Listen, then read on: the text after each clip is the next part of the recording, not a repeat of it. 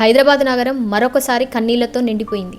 ప్రశాంతంగా నిద్రపోతున్న నగరం తెల్లవారుజామున ఒక్కసారిగా విషాదపు మబ్బుల్లో కూరుకుపోయింది. ఇది మన సమాజపు మనసును చీల్చేసిన గాయం.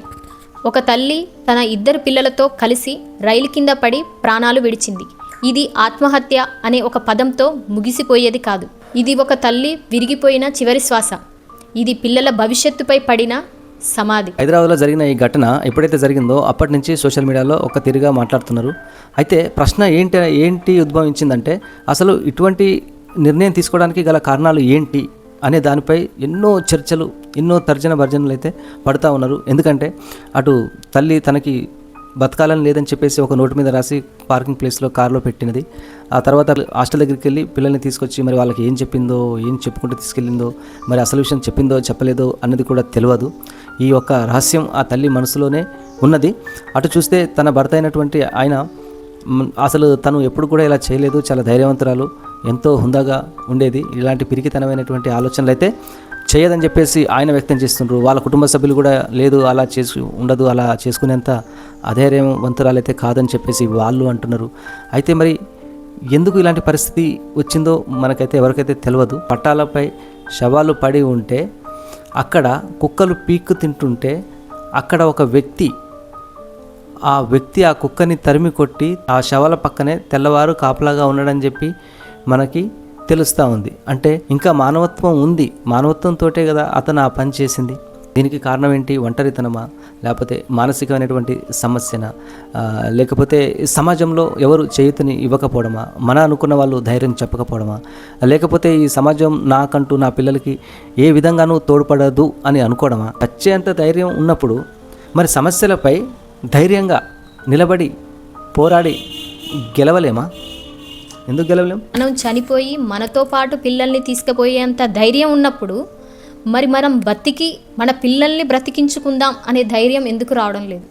అంతే కదా. సమాజాన్ని చూసి భయపడి నేను చనిపోతే నా పిల్లలకి ఏమైపోతుందో, నా పిల్లల్ని పట్టించుకోరు, ఎవరు చూసే వాళ్ళు ఉండరు, నలుగురు నానా రకాల మాటలు అంటారు, నేనున్నప్పుడే కరెక్ట్గా పట్టించుకొని వాళ్ళు నేను లేకపోతే వాళ్ళ పరిస్థితి ఏంటి అని చనిపోవడానికి, మీరు చనిపోతూ మీతో పాటు పిల్లల్ని చనిపోవడానికి సిద్ధపడ్డప్పుడు వాళ్ళని చూసి నా పిల్లల్ని నేను ఎందుకు చంపుకోవాలి, నేనెందుకు నిలబడలేను, నేను ఈ సమాజంలో నిలబడి నా పిల్లల్ని కూడా నేను కాపాడుకుంటా అనే ధైర్యం ఎందుకు రావడం లేదు? ఇది చాలామంది ఆడవాళ్ళల్లో, మహిళలలో ఒక సమస్య అన్నది ఏర్పడుతూనే ఉంది. ఏదో ఒక సమయంలో, ఏదో ఒక సిచ్యువేషన్లో నేను ఎందుకు బ్రతకాలి అనే ఆలోచన వస్తూనే ఉంటుంది. అలా వచ్చినప్పుడు ఫస్ట్ ఆఫ్ ఆల్ మహిళలు ఆలోచిస్తారు, పిల్లల కోసం ఆలోచిస్తారు. నేను చనిపోతే నా పిల్లలు ఎలాగా, నా పిల్లల్ని ఎవరు చూస్తారు, ఎవరు కాపాడతారు, నా భయంతో నాతో పాటు నా పిల్లల్ని కూడా తీసుకుపోతా అన్న ఆలోచన చేస్తున్నారు. అయితే ఇక్కడ ఒక విషయం ఏంటంటే, తను నిర్ణయం తీసుకుంది, మరి పిల్లలపై కూడా ఆ ప్రభావం చూపించింది. మరి తండ్రి అనేవాడు ఒకడు ఉన్నాడు కదా, వాళ్ళకి ఒక తండ్రి ఉన్నాడు కదా, ఆయన చూసుకుంటాడని ఎందుకు ఆ నమ్మకం కలగలేదు? ఇప్పుడు ఆయన అంత కష్టపడి పిల్లల్ని పెంచి పెద్ద చేసి విదేశాల్లో ఉండి సంపాదించుకుంటూ కుటుంబం కోసమే కదా పోరాడుతున్నది.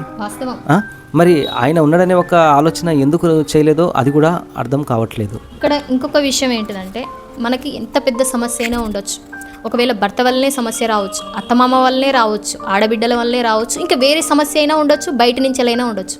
కానీ మనకంటూ మన భర్త ఉన్నప్పుడు మన భర్తకు చెప్పుకోవాలి. ఒకవేళ భర్తతోటే సమస్య వస్తే పేరెంట్స్కి చెప్పుకోవాలి. కానీ ఎవరికో ఒకరికి చెప్పుకొని ఒక్కరోజు టైం ఇవ్వాలి. ఒక్కరోజు టైం ఇస్తే ఆ సిచ్యువేషన్ అంతా మారిపోతుంది.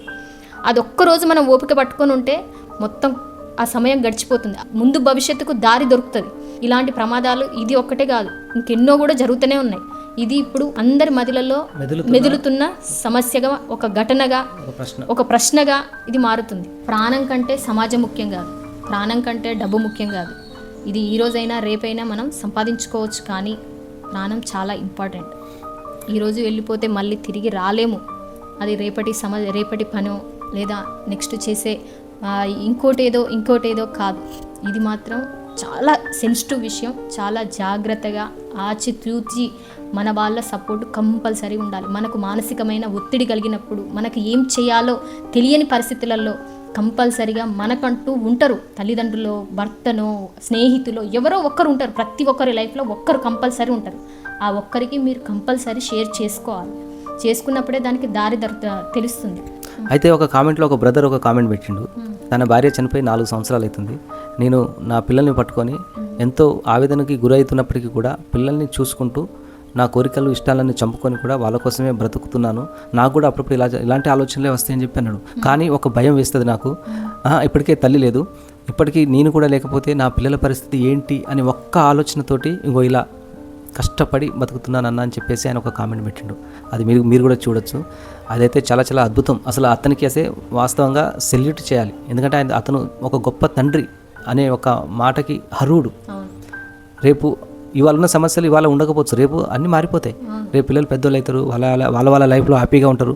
ఆ క్షణాలు చూసినప్పుడు ఆ తండ్రి పడ్డ కష్టం అంతా ఉట్టినే అలా పోతుంది. అయితే తర్వాత ఇంకొక కామెంట్ ఏమొచ్చింది, అవును నాకు కూడా అలాంటి సిచ్యువేషన్ వస్తే నేను కూడా ఇలాగనే ఆలోచిస్తా కావచ్చు. ఎందుకంటే నేనే లేకపోతే నా పిల్లలకి ఎటువంటి పరిస్థితి వస్తుందో, ఎవరు నలుగురు నాలుగు రకాల మాటలు అనుకుంటారు, ఆ పరిస్థితి నా పిల్లలకి రావద్దు అని చెప్పేసి నేను కూడా అలాగే ఆలోచిస్తా కావచ్చు అని అనుకుంటుంది అని చెప్పి ఒక కామెంట్ వచ్చింది. అయితే ఆ సిస్టర్కి మనం చెప్పేది ఏంటంటే, ఆ సిస్టర్కే కాదు ఏ సిస్టర్కైనా మనకి అసలు ప్రాణం కంటే గొప్పగా ఇంకేముంటుంది చెప్పండి. అన్ని సమస్యలు ప్రాణం కంటే అయితే మించిపోయినైతే కావు కదా. ఈ సమాజం ఏమనుకుంటుంది, బంధువులు ఏమనుకుంటారు, తన అన్నవాళ్ళు నా అనుకునే వాళ్ళు ఏం చేస్తారు, రాబంధులకు పీక్క తినరు తప్ప ఏం సాయం చేయరు, ఏం పట్టించుకోరు అని అంటున్నాం కదా. వాళ్ళ కోసం ఎందుకు బతకాలి, సమాజం కోసం ఎందుకు బతకాలి? అరే మన కోసం మనం బతుకుతాం, మన కుటుంబం కోసం బతుకుతాం. మనకంటూ సమాజంలో ఎటువంటి పనులు కానప్పుడు మనకి రక్షణగా మనకి చట్టం ఉన్నది కదా. చట్టరీత్యా కూడా మనం కొన్ని పనులు చేసుకోవచ్చు. పరిస్థితులకి తగ్గట్టుగా నడుచుకుంటూ పోవడమే అసలైన జీవిత సత్యం. అసలు చావాలి అనే ఒక ఆలోచనే రావద్దు. ఎన్ని రోజులు అందరూ పోయేవాళ్ళే, ఎన్ని రోజులు బతారు మా అంటే కొంతకాలం వరకు, ఒకరి ముందు ఒకరి వెనక, అంతేగాని కాకపోతే కష్టాలు నష్టాలు బాధలు సుఖాలు దుఃఖాలు అందరికీ ఎవరికి లేవు. మన దరిదాపులో ఉన్న వాళ్ళని ఒకసారి ఆలోచించుకుంటే ఎవరికి కష్టాలు ఉండవు, ఎవరికి నష్టాలు ఉండవు. కానీ వీటన్నిటికీ చావు ఒక్కటే పరిష్కారమా?